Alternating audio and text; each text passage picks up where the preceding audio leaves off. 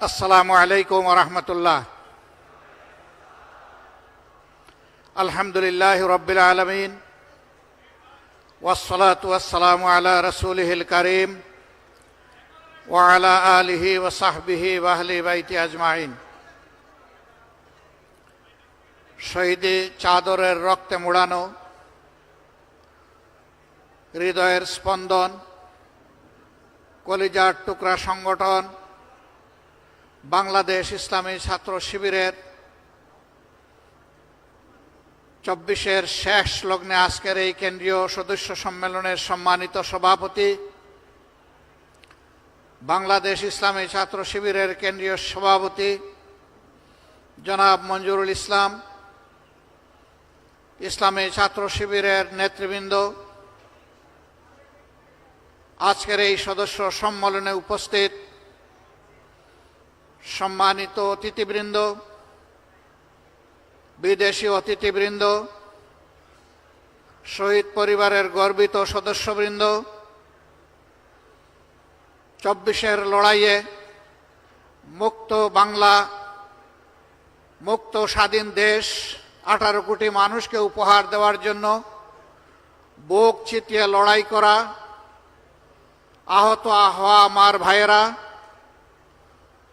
এবং ২৪-এর এই লড়াইয়ে সক্রিয়ভাবে মাঠে ময়দানে অংশগ্রহণকারী যোদ্ধারা, সদস্য বন্ধুরা, মিডিয়ার সম্মানিত ভাই এবং বন্ধুগণ, আমি আল্লাহ তাবারক ওয়া তাআলার শুকরিয়া আদায় করছি।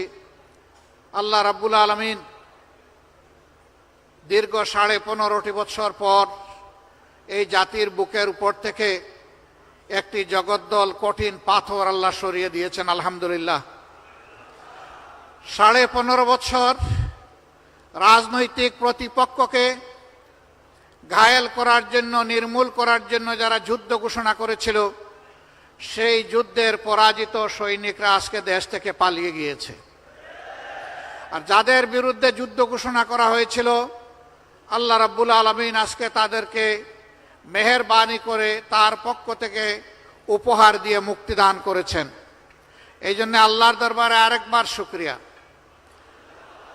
১৫ বছরের মাথায় এসে যারা এই যুদ্ধের সূচনা করেছিল, আমি তাদেরকে আমার অন্তরের অন্তঃস্থল থেকে গভীর ভালোবাসা এবং শ্রদ্ধা জ্ঞাপন করছি।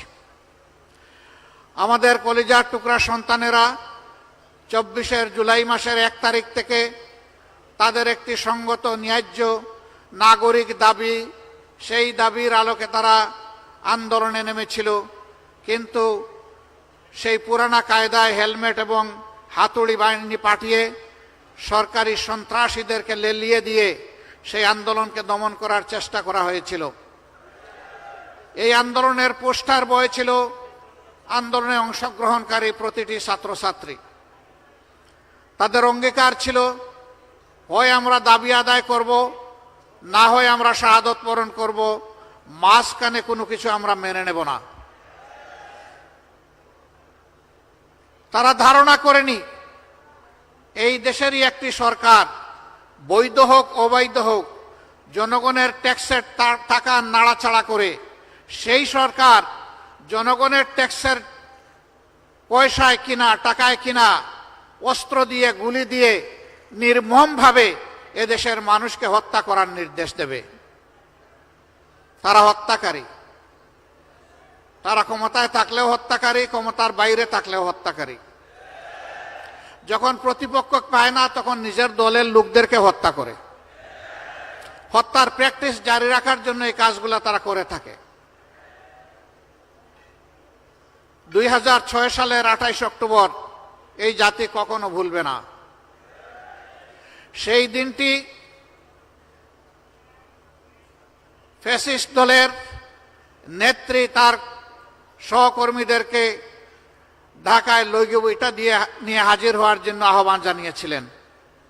প্রকাশ্য দিবালোকে রাজপথে সেদিন পল্টন মোড়ে মানুষগুলাকে নির্মমভাবে পিটিয়ে পিটিয়ে হত্যা করা হয়েছিল। তাদের লাশের উপর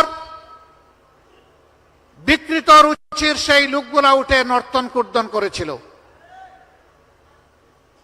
হত্যাকারী, হত্যার নির্দেশদাতা, পরিকল্পনাকারীদের বিরুদ্ধে মামলা হয়েছিল, কিন্তু ক্ষমতায় এসে ক্ষমতার গরমে সেই মামলা তারা গিলে ফেলেছিল। হ্যাঁ, সাময়িকভাবে গিলেছেন, কিন্তু হজম করতে পারেননি। এটা আপনাদের বোধ হজমের কারণ হবে ইনশাআল্লাহ। সেদিনকার হত্যাকাণ্ড থেকে শুরু করে 2009 সালের 10 জানুয়ারি ক্ষমতায় আসার পর থেকে ধারাবাহিকভাবে যতগুলা হত্যাকাণ্ড সংগঠিত করেছেন তার সবগুলার বিচার এই বাংলার মানুষ চায়, এই বাংলার মাটিতেই দেখতে চায়। একজন অপরাধীও যেন এখান থেকে বাঁচতে না পারে তা আমরা দেখতে চাই। তাতে সময় যা লাগুক দেখে বিচার করতেই হবে। এরা রাজনৈতিক দল হতে পারে না। যারা ক্ষমতায় বসে দায়িত্ব জ্ঞানহীনতার পরিচয় দেয়, দায়িত্বশীলতার পরিচয় দিতে পারে না, নিজের দেশের মানুষকে হত্যা করে গদি রক্ষার জন্য, তারা কখনো রাজনৈতিক দল হতে পারে না। তারা একটি সন্ত্রাসী দল। ইতিমধ্যেই সরকার তাদের সন্ত্রাসী ছাত্র সংগঠনকে নিষিদ্ধ ঘোষণা করেছে। এদের হাতে কত মায়ের মুখ খালি হয়েছে, এক আবরার ফাহেদ নয়, এরকম আবরার ফাহাদের মতো কত লোক, কত ছাত্রকে, আমাদের কলিজার টুকরাকে তারা নির্মমভাবে হত্যা করেছে। এরা প্রত্যেকটি শিক্ষা প্রতিষ্ঠানকে অস্ত্রাগারে পরিণত করেছিল, মদের বোতল আর অস্ত্র দিয়ে ভরে রেখেছিল, গণরুম তৈরি করে নির্যাতন চালাতো, নামাজি ছাত্রদেরকে নামাজে দেখলেই শিবির ত্যাগ দিয়ে তাদের উপর ঝাঁপিয়ে পড়ত। আবরার ফাহেদের দুটি দোষ ছিল। একটি ছিল সে আধিপত্যবাদের বিরুদ্ধে কথা বলেছিল, আরেকটি হলো সে নামাজ পড়ত। এই দুটি তাদের কাছে অসহনীয় ছিল।